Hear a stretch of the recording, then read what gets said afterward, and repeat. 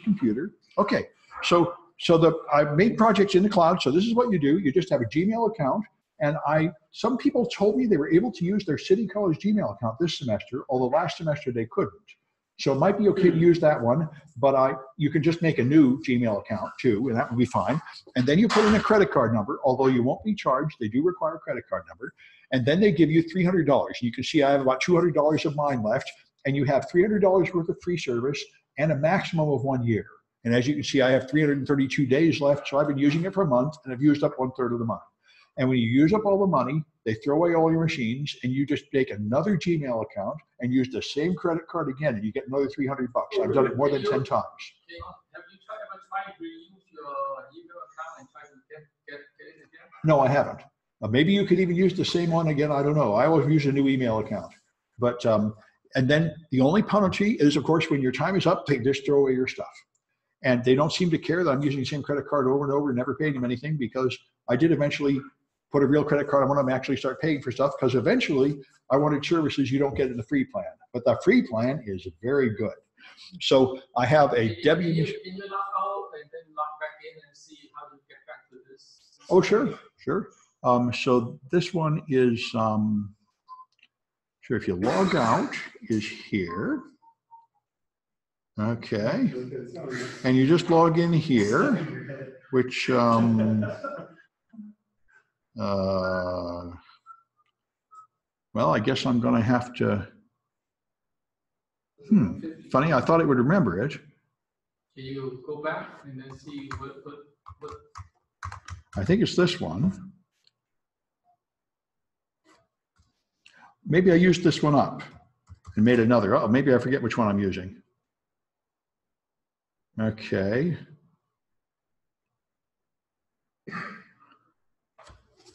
Well, all right, I guess that was it. Good. So I'm back in. I have 194. That's it. So you just go to console.cloud.google.com. And if you want instructions, you will find them here. In this project up here, the very first one is preparing your cloud machine. And in this class, we're going to use a Windows cloud machine. This class is all Windows malware. You don't need any Linux machines. So we make a Windows machine. And you can totally make a cloud machine here. You just go here.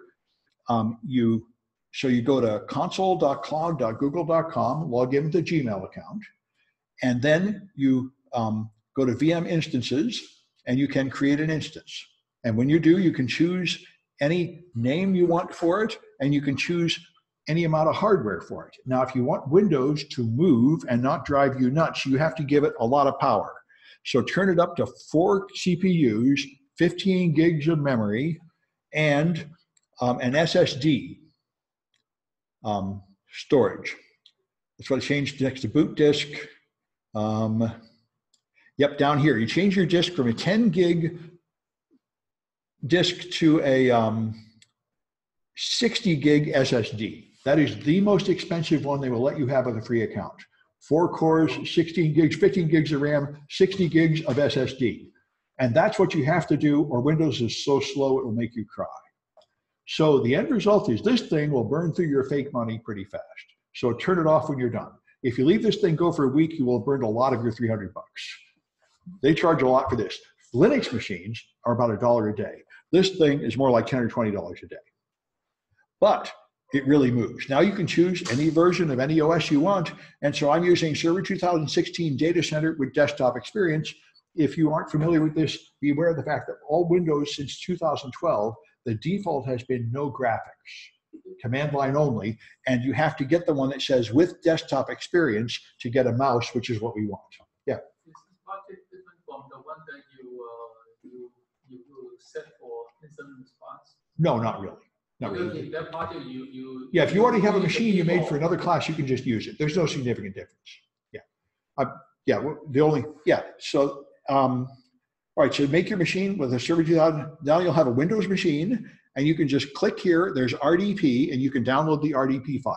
You're going to control it over the Microsoft Remote Desktop Protocol, which is the default, and you get a file, and you can run that in any client. If you have a Windows machine, it's already got a remote desktop client built into it. If you have a Mac or Linux, you're going to have to download one. There's a Microsoft Remote Desktop client for the Mac, which is what I use, Microsoft Remote Desktop. And there are RDP clients for every version of Linux too. And then you just double click on that file. Now you're going to have a password. So what you do is you set the password here. You click here and you can set Windows password. You can't control it, by the way. It will make a password for you and it's going to be like 10 or 15 random letters. But they'll make the password for you and then you can put that in your client. You can type it in every time or you can save it in your client so it automatically logs in, which is what I do. So you download the RDP file, you run your desktop client, and then you can control your machine. Now, once you've made a fresh Windows machine, the Windows security gets in the way a lot. So the first thing you want to do is block the updates because we probably don't want them. When updates follow up modern versions of Windows a lot, and we're in general, on a production machine, you want them, but for stuff we're doing, we don't want them changing all the time, so we turn off the updates. So you can do that here in PowerShell. You do sconfig, and then you can turn off updates. 5 is Windows Update Settings, and M is manual. And then you do a few more things. Turn off IE Enhanced Security, because by default, you cannot open a browser on a server and download anything. That's a Microsoft security measure. And we do want to download things, so you have to turn off this IE Enhanced Security, which is over here, make it off. And then you can download something with Internet Explorer, and usually all I do is download Firefox and use it from then on, because even without this, Internet Explorer is pretty irritating to use. Yes, I think the firewall is already off, but yeah, you could turn off the firewall too, is another good thing to do. Then I added a Windows Defender exception because we're going to be putting malware on the machine. So I made an exception to choose a folder. I made a malware folder on the desktop and you exclude it from Windows Defender. Then you can put the malware in there. And otherwise Windows Defender will keep deleting all your malware. So that's it. You have to put in 7-zip, then you can download the lab files. These are all the malware samples from the textbook.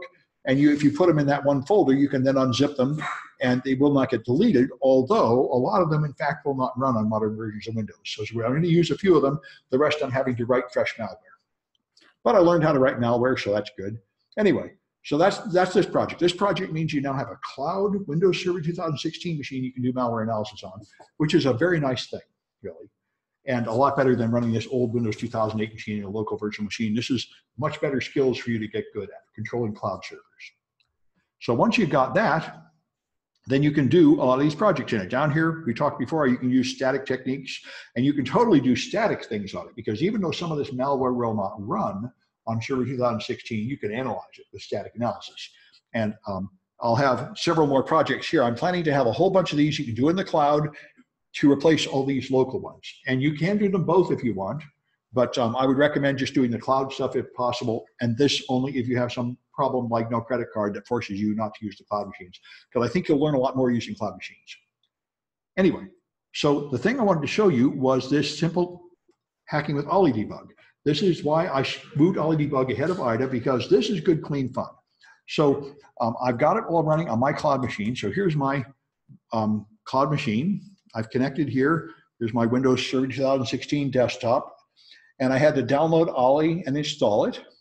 It goes like this. I go to downloads. I just downloaded Olly, and it's just a zip file, and then you unzip it, and it goes in here, ODbg 110, and double click that to start it. And I made a shortcut on my desktop just to make it easier. So there's OllyDbg that runs like any other Windows.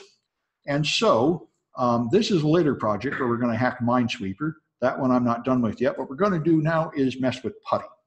So I just chose, so I installed OllyDbg and I installed hashcalc because Microsoft doesn't give you any hashing algorithm.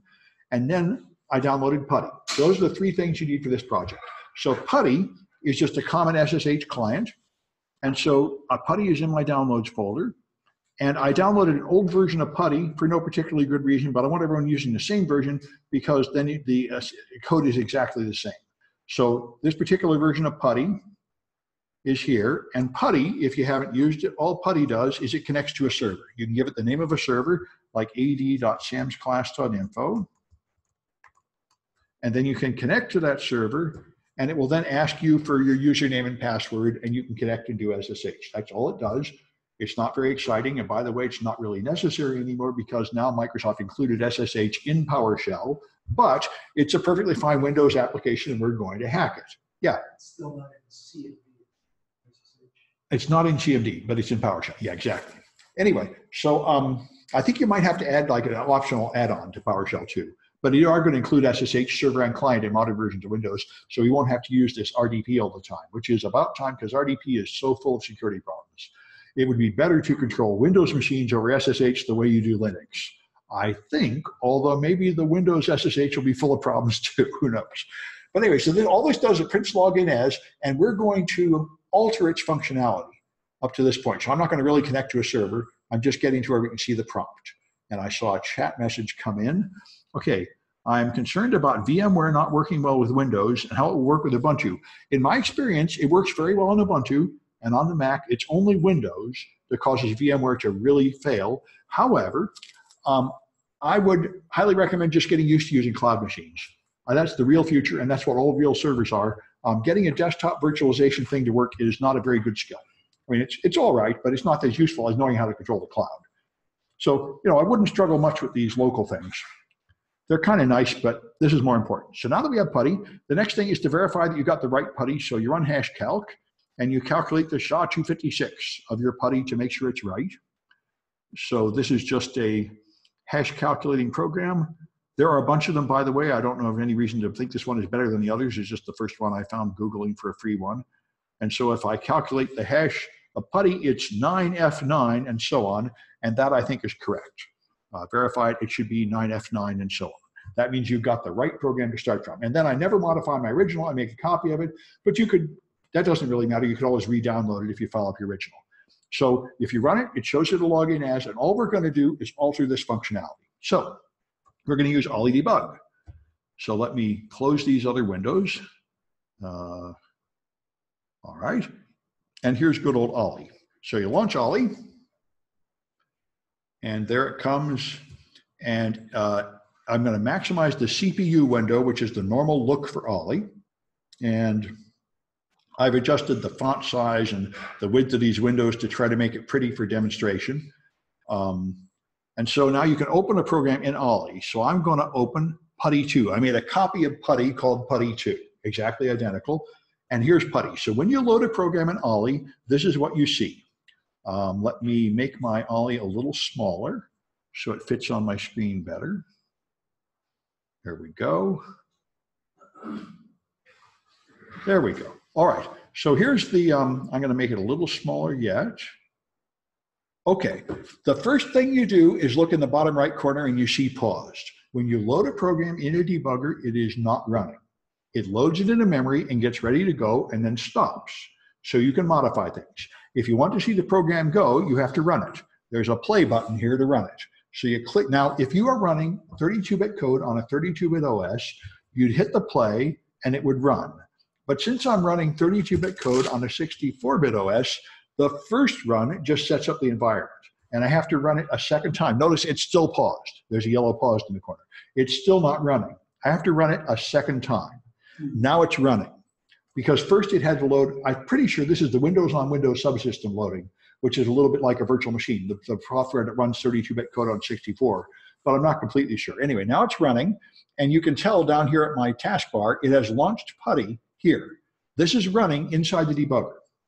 The debugger is attached to it and has the ability to have breakpoints and such. So it's running, and I can now put in the address like ad.samsclass.info, and then open, and it will run and open up that window. And here it's hitting a breakpoint that I put there earlier. I'm going to get rid of it because we're not at that step yet.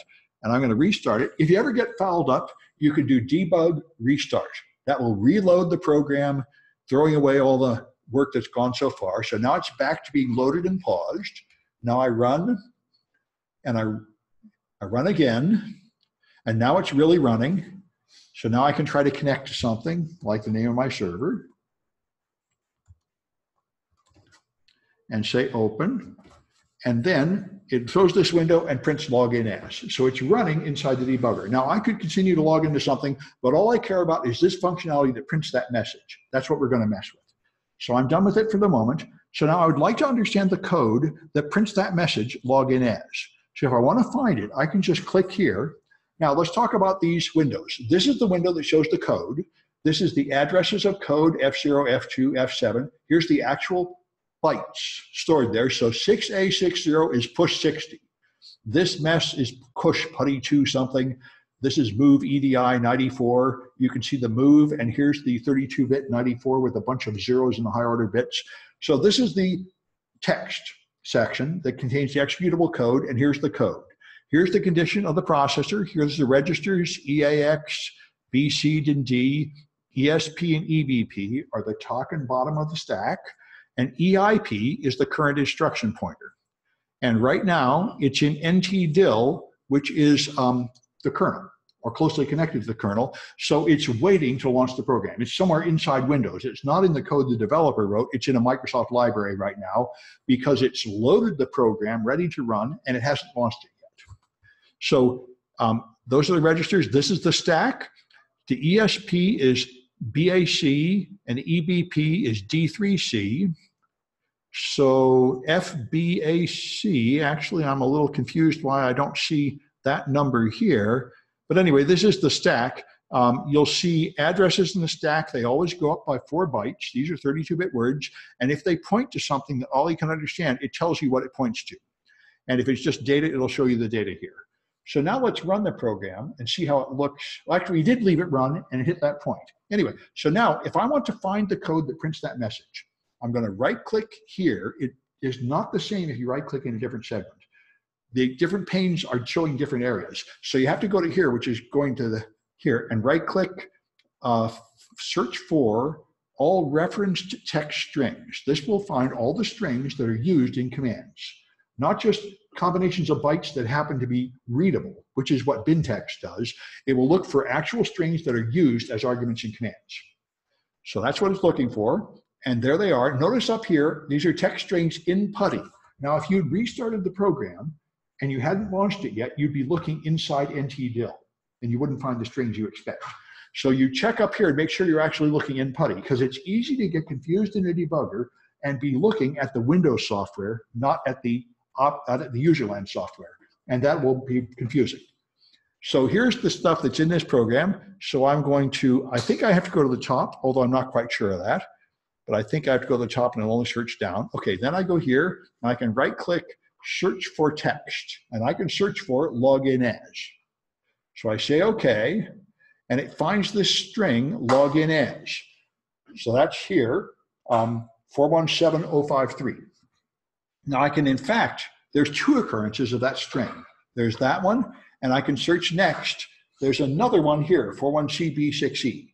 And if I try to search again for it, there is not another one. So there are 2 places where that string appears in the code. And I don't know which one is the one of interest to me. So the way to find out is put breakpoints on it. You highlight that and press F2, the function key, and it turns red. That puts a breakpoint on that instruction. Now I want to get to the other one. So I might be able to search for text, and yeah, I think that found there's the other one. So I can press F2 and put a breakpoint there. So now, anytime it tries to use either of those strings, it will break. So now I'm going to debug restart again and throw away whatever it knows. And then I'm going to run and run again. And then I'm going to give it something to connect to. And open, and now it's ready to print the message, and it stopped. So it hit the breakpoint. So this is it, 41CB6E. That is the instruction that uses it, and this is pushing putty 2 467C7C. This is the way function calls look in assembler. You push the string on the stack, then you call some function that's going to print it. This call putty 2. So this address, 467C7C, should contain the string. And you can right-click here and follow in dump immediate constant. That'll look for the address in this instruction and follow it. And you can see in the raw hex, it's 68-7C-7C-4600. The first is the opcode for push, and the rest is a 32-bit address. And it knows take that 32-bit address and follow it, the immediate constant.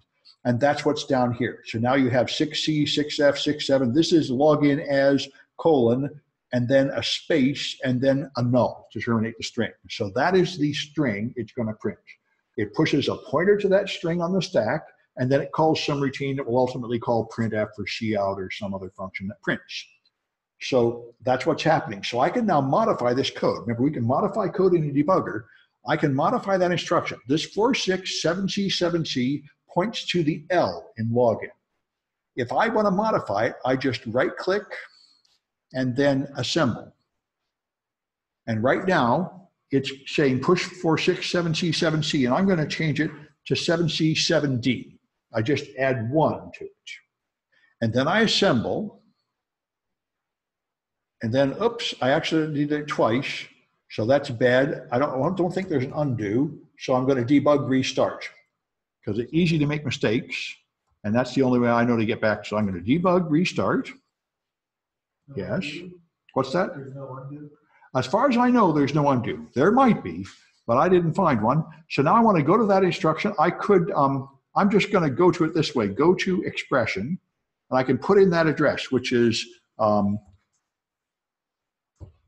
can kind of, there it is, line to log in, there it is, this one, 41CB6E. So 41CB6E. If I get this CB, I say, 6E, there. If I've got that right, it will take me, yep, I've got it wrong, okay? Right click, go to expression, and you're right, it's 41CB6E. Let's see what that does. You got 2 B's. Why, thank you, I do. By the way, this is a fun fact about Windows code. All Windows code thinks it is loaded at 400,000. That's its virtual address. All the instructions are near the area of 400,000. So that's it. That's the instruction with the breakpoint, and it's the 467C7C. So I'm going to right-click, assemble, change that to 7D, hit assemble, and then hit cancel to stop changing it. And it turns red because I modified the code there. I've modified this 1 byte, and that changes the meaning of this instruction. So now it points to the O. All right, and now I'd like to run this. Now I could run it in the debugger, but what I'd rather do is save it and make a separate file. So I'm going to right-click and copy to executable all modifications. Now this is something that drove me nuts and held me up for more than a year.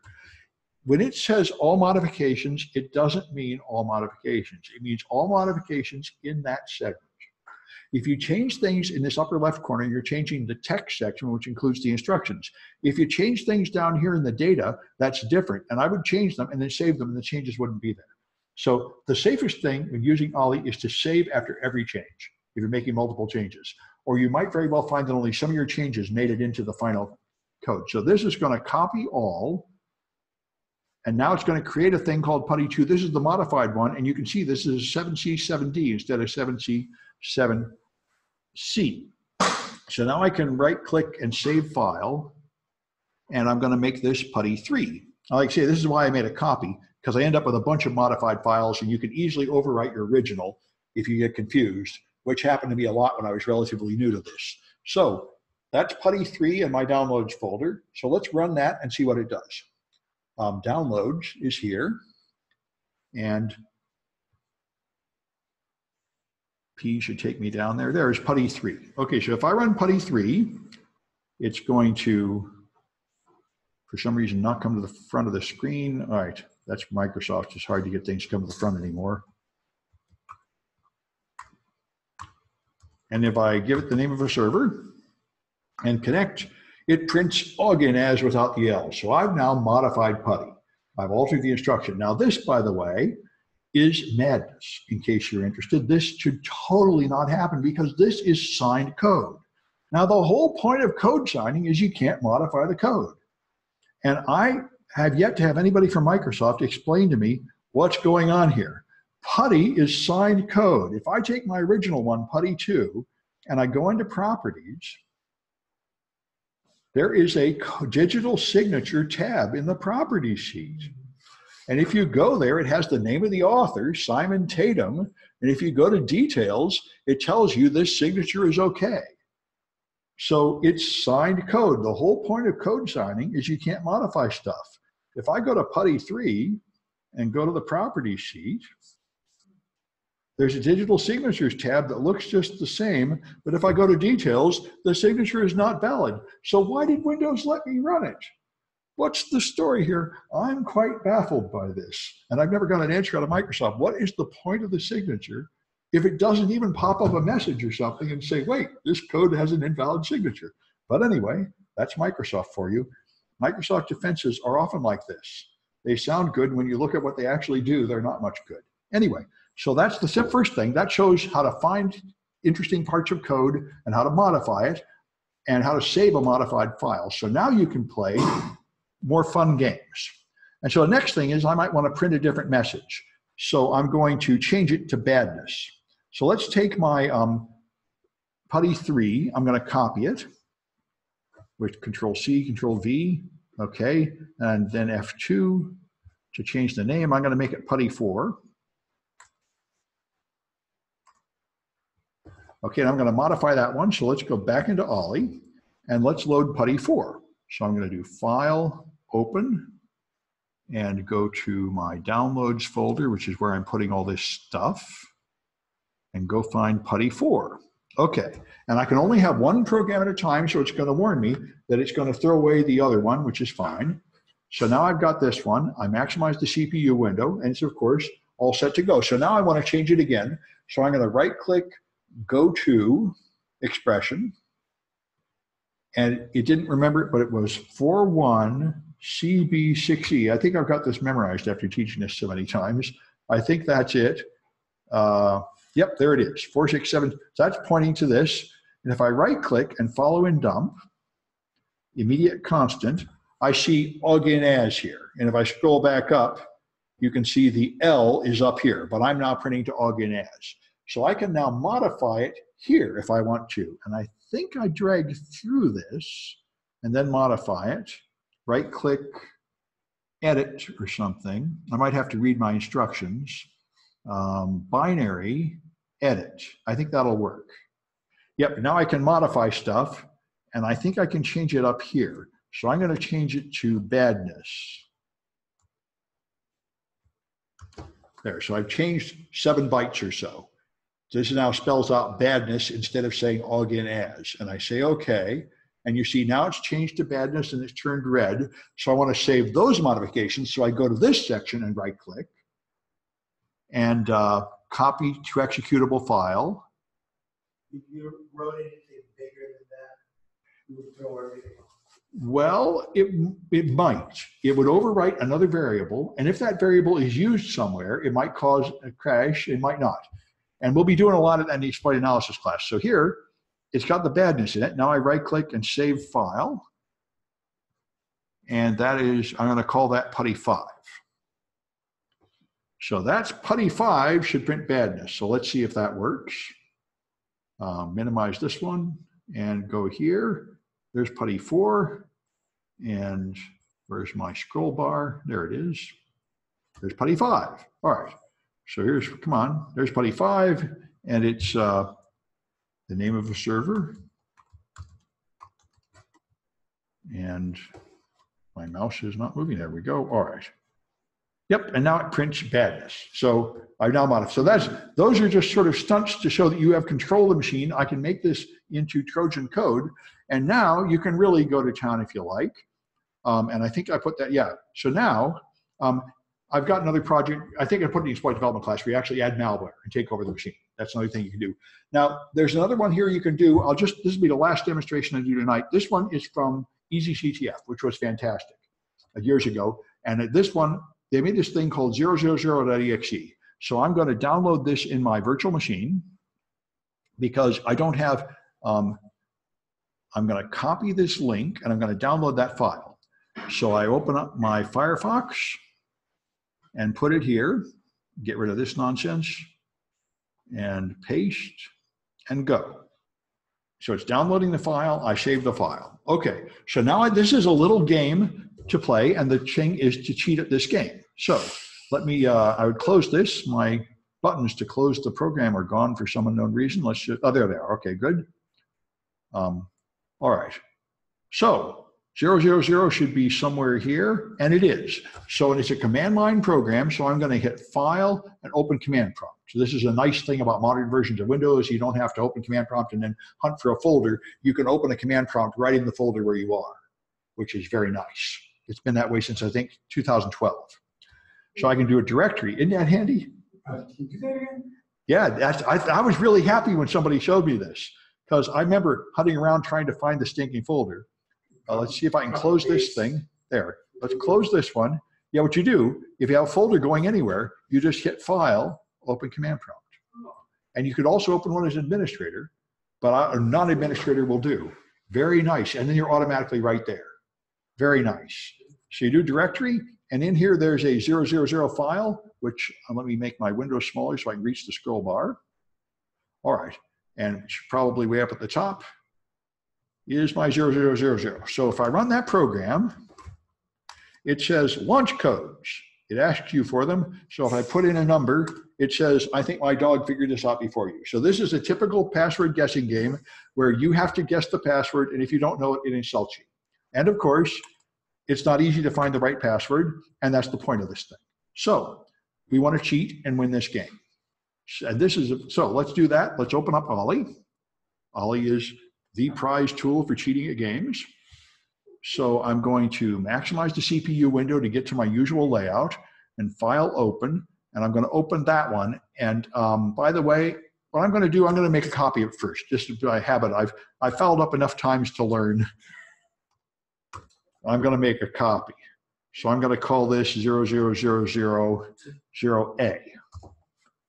Something like that there. Now, I'm going to work with my copy. So I'm going to do File Open, and someplace down here is, there it is, 000A. Okay, so there's my game. Okay, it loads, and what's awesome about this game is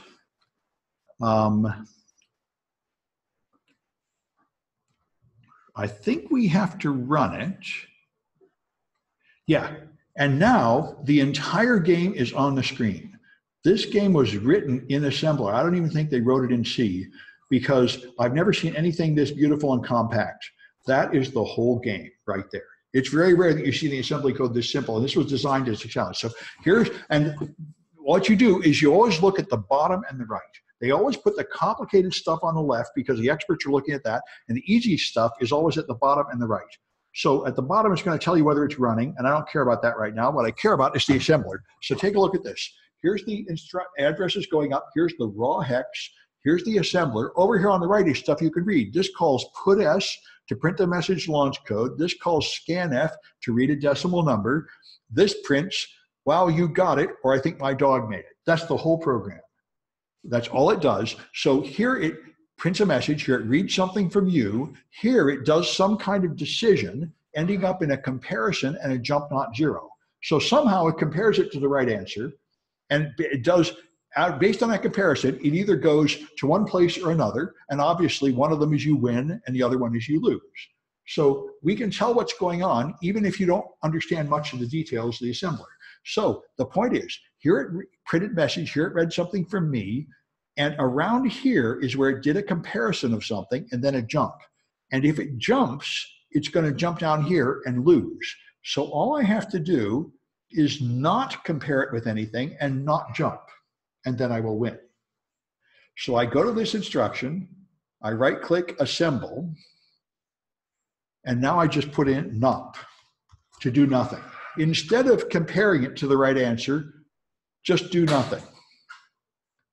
And then I'll cancel that one and go down, whoops, went somewhere funny. I think I can go back. Nope, damn it, all right. I accidentally, oh, I just scrolled down a bit by hitting a button, okay. So I did that, now I wanna not do the jump. So I'm gonna get rid of this one too. Assemble and change it to NOP. And assemble, okay. And then cancel. So now all these NOPs are going to do nothing. So it's going to read something from me. It's going to not compare it to the right answer and not jump if I'm wrong, and instead just print you win. Now, this is a game I can play. So save this game, right click, and copy to executable, all modifications, copy all, right click, save file, and this is going to be 00A mod. There. I saved that game, and now let's see how much fun this one is to play. So minimize that stuff, and this one is, seems to be freezing up on me. I'm just going to close that window if it can. Okay, now I'm going to go back in here and do this again to open a window. And now I'm going to do a dir of 0 star dot star. And so there it is, 00A mod. So 00A mod, launch codes 1, you win. Neat. The game is now much nicer. And you get a letter when you win. The letter is J. So that's how you cheat at simple games. And there are other ways to cheat too. And if you were like super elite, you could read that assembly code and figure out what that J is without even playing the game, if you're really elite. Or you could do even more. You could modify it so it doesn't even ask for it. It just prints the answer. Yeah. So when you did that, in one case, you did not, the one instruction, automatically it knocked 5 or 6. Yeah, because it knocked all the bytes. So it was a 5-byte instruction. And so it knocked all 5 bytes, and that turns it into 5 knocks. Exactly. Yeah, so that's how you cheat at Windows games. And so there's a series of puzzles here. So you do one of these, and then you can do 3 of them. And then the original one, you had to do 67,000 of them. And all those characters gave another puzzle you had to solve. But I cut it down to simpler ones here. So you can do this. You can do one where you patch 3. You can do one where you patch 19. And you can do another one where you patch 256. And if you're going to do the last couple, you clearly don't want to be doing them one by one anymore. So you can write Python scripts that will automatically patch them and automatically run them and harvest the results. And it's pretty easy. And there are some tips here, but that's the extra credit part. But that's actually not very hard to do. You can automate the whole process where you read a file, you go and knock out some bytes, you save it, you run it, you take the answer and put it in an array. It's really not hard to do in Python. So anyway, that gives you some practice with understanding what's in memory and how to modify it with Olly, which is what I think everyone should do to get started. So any questions about that stuff? So Well, that is possible to do in WinBag. Yes, I guess you can do it in WinDbg. But it's just, I don't know how to do it, but yes, you can. All the same functionalities are there, yes. But most, you don't listen, recommend it. I don't recommend it, especially not for, no, I never got that far. I just use Olly. Or Immunity. Immunity is probably better. Olly's kind of old. Immunity is technically a newer version. If I just haven't bothered to rewrite all of my old Olly projects into Immunity. It's very much the same, but technically it's better and more modern. So we should probably forget Olly and use Immunity. But in practice, a bunch of us love and keep using Olly, just like we use Python 2.7. There's a bunch of people saying you should knock it off and use the new thing. And we say, yeah, I just don't care. The old thing's still working. Good. So I'm going to stop the share. And I'll hang around for a while if anybody wants to work here. Like I say, I'm planning, you probably want to work here unless you're determined